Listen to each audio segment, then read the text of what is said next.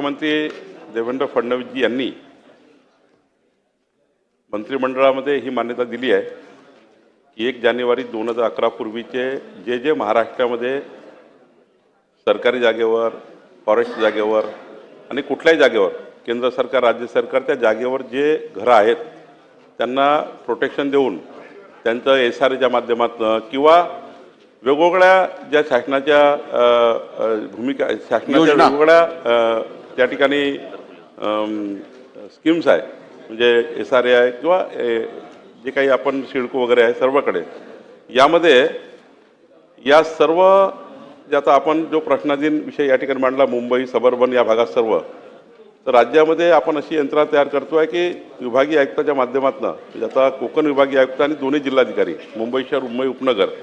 यांच्या माध्यमातून कांदळवनच्या जमिनी असतील, फॉरेस्टच्या असतील, महसूलच्या असतील, नजूलच्या असतील, सिडकोच्या असतील, ज्या जमिनीवर आपण त्यांना त्या ठिकाणी रेग्युलाइज करू शकत नाही आहे, कारण डेव्हलपमेंट झोन आहे किंवा फॉरेस्ट आहे किंवा इंडिजेड आहे, या ठिकाणी असे अनेक प्रश्न आहे. या सर्व जमिनीवरतील जेवढे घरं आहेत